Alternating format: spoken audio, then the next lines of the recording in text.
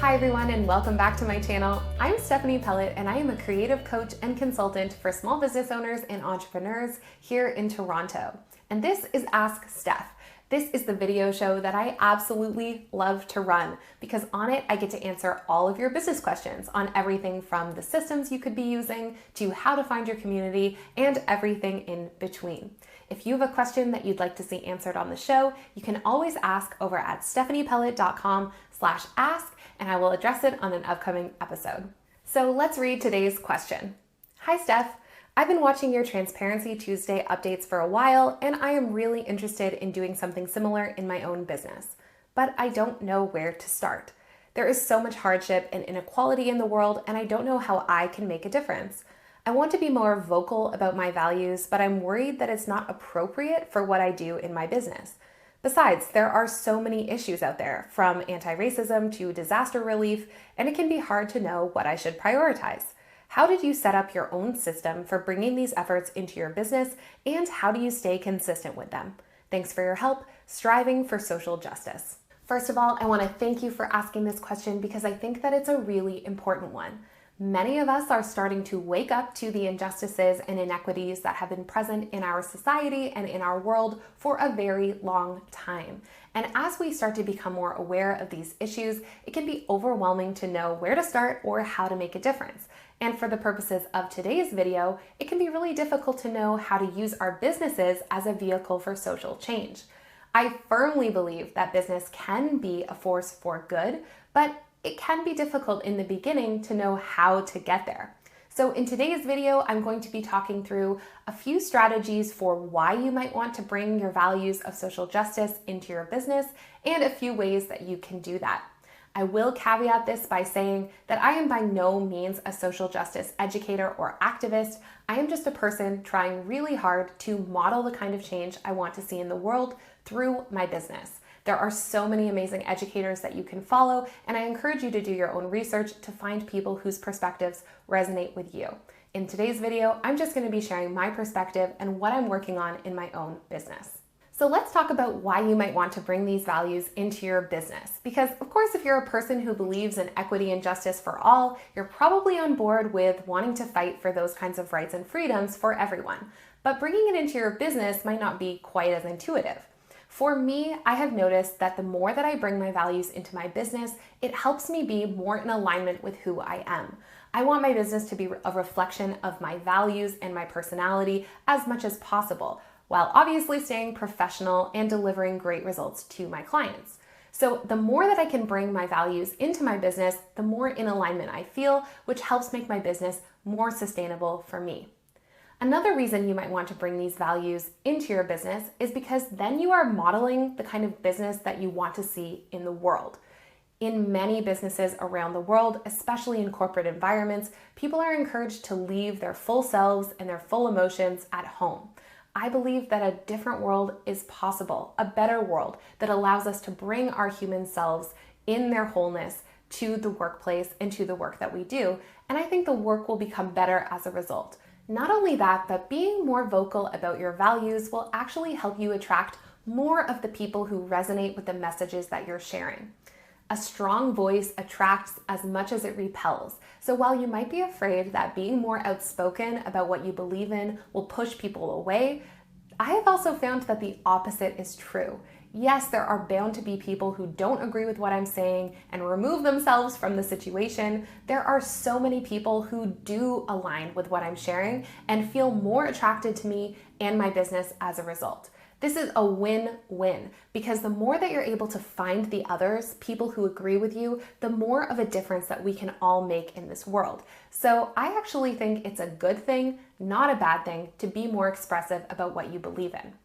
And lastly, we need to remember that ethical customers want to give their money to ethical businesses. This is becoming more and more of a factor in people's buying decisions, myself included. I am no longer interested in giving my money to companies that are being exploitative or helping to perpetuate the kinds of injustices that I see all around me. Instead, I want to support businesses that are making an effort to be more ethical in all areas of their production, manufacturing, and customer service. So if I'm being picky about this, I can be sure that there are other people out there many other people who are being just as picky as I am. This is a really good thing for small business owners to remember, because even though your business might be small, that doesn't mean it can't make a difference. And it also doesn't mean that your customers won't be curious about how you are working to make the change possible that we all want to see in the world. Okay, so now that we've talked about why we might want to bring more of our social justice values into our business, now let's talk about the how. Here are a few strategies that you can use to bring more of your values into your business and help make that change permanent and sustained. Number one, there is nobody out there with a clipboard. What I mean by this is that there's nobody out there watching what you're doing and tracking your progress on some kind of universal rubric. You are not going to get a pass-fail grade based on what you're implementing in your business. As I've said many times before, there is no such thing as a one-size-fits-all strategy for business. And the same exact thing is true when we're talking about social justice work in our business as well. Instead of looking outward and trying to find some kind of expert who's going to give us a step-by-step checklist, in fact, we need to turn inward. We need to look to our own intuition and our own judgment, focus on our own strengths and the gifts that we can bring to the world, and of course, look at the type of business we're creating and what kind of change we could implement based on the structure of that business. One tool that I really like to recommend for this is Deepa Iyer's Social Change Ecosystem Map, which outlines a number of different kinds of roles that all help to create social change. Take a look at the map and see if there's a role that resonates more with who you are and what you might have to offer. As always, this requires reflection. It requires time to process and learn and figure out what kinds of change you might want to implement or make. Of course, you can look to others for inspiration, and there are tons of great resources out there in terms of the types of action steps you could be making. But at the end of the day, it all comes down to what you resonate with and what kind of change you think that your business is uniquely positioned to make. Number two, create accountability.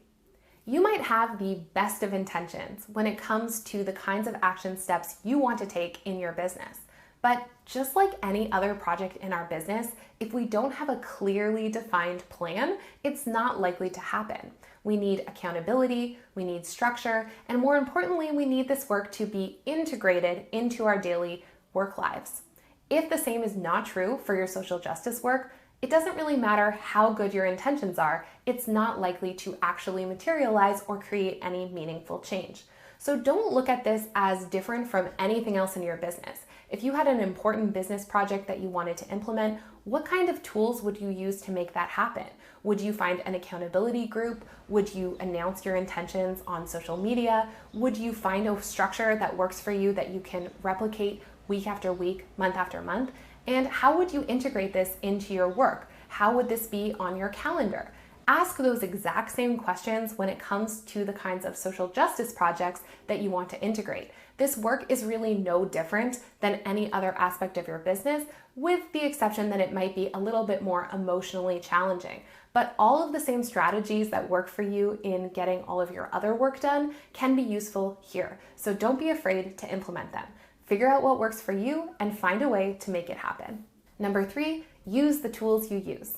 So on a similar note, there is no need to reinvent the wheel here. Just use the tools that are already working for you in other areas of your business. As an example, if you use a digital calendar system, you can slot time for social justice work into your calendar. If you have a to-do list app or a running list on your phone, you can just start to put these kinds of tasks into that software as well. If you have an accountability group that does weekly work sprints and you know that that work sprint time is so effective for you to get things done, then make sure you're making time in your work sprint to do some of this work as well. Like I said, you know what already works for you in other elements of your business, and so the same is going to be true for this kind of work. Look to your past. Look for what has already worked for you in other areas and figure out how to extend it into the world of social justice as well. No need to find new strategies, just use the strategies that already work for you. Number four, start small. When we're first starting to learn about some of these very important issues like anti-racism work or environmentalism, it can be easy to get overwhelmed. These issues feel so urgent and so important that it seems like what we should be doing is dropping everything else in our lives so we can focus on them full time. And while that's great in theory, in practice, that's actually going to have more of a likelihood of burning us out in the short term rather than helping us to stay committed to this work in a long-term and sustainable way. So even if you're following really engaging and dynamic educators who are encouraging action and activism, all of that is wonderful, and I am not discouraging it by any means. But make sure that you're also building this out in a sustainable way that you can actually commit to. After the death of George Floyd, I noticed a lot of businesses saying that they were going to commit to all kinds of things. But a year on, and a lot of that has already dropped off. That's just what I'm noticing. I'm not saying that's true for every business around the world, but it's an important lesson. When we get caught up in things in the short term and we overcommit without realizing all of the other responsibilities that we have in our lives and businesses, it actually means that we're not likely to make as big of a difference over the long term. Because after all, if we feel overwhelmed and we completely shut down and stop doing everything that we were doing, then that's not actually going to make as big of a change or a difference as if we kept a small amount of work going consistently over the long term. So do not overcommit when you're feeling at your most enthusiastic and your most engaged. I know it can feel like that's the right thing to do, but I truly believe that the right thing to do is for us to stay engaged with this work for a lifetime. And so what do you need to do in order to make that happen? For me, I knew that committing to more than once a month updates to my community was probably not going to be sustainable. And turns out I was right. That is the perfect rhythm and cadence for me to make these updates and these changes. And while I'm taking different action steps in between those monthly updates, that cadence is about as much as I could commit to at the time and still to this day. I am really proud of the fact that I have been able to stick to that rhythm, but the only reason I have been is because I did not make it faster or more frequent as I may have wanted to when I first made the commitment. I forced myself to slow down and not commit to a weekly action step because I knew that I wouldn't be able to sustain it over the long term.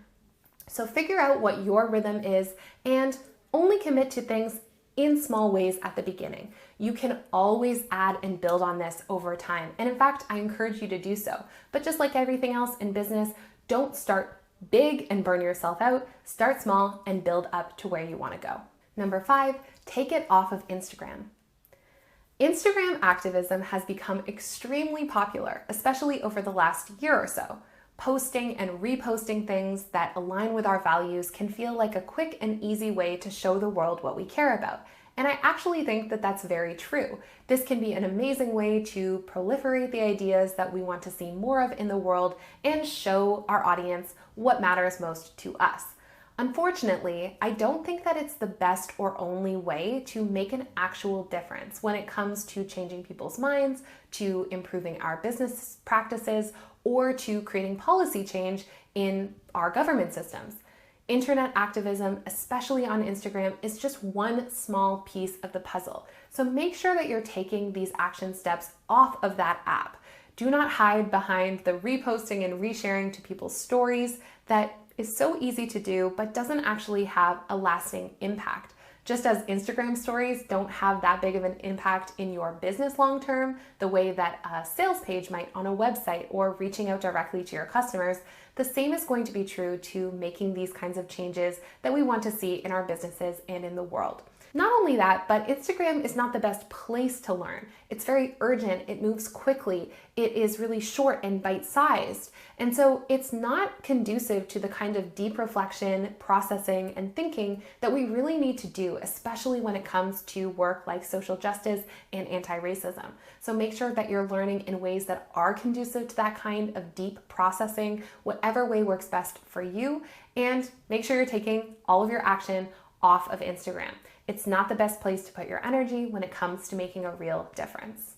To sum everything up, what I'm saying here is to make sure that you're giving yourself time and space to really think about what matters most to you and what kinds of changes you might want to implement in your business.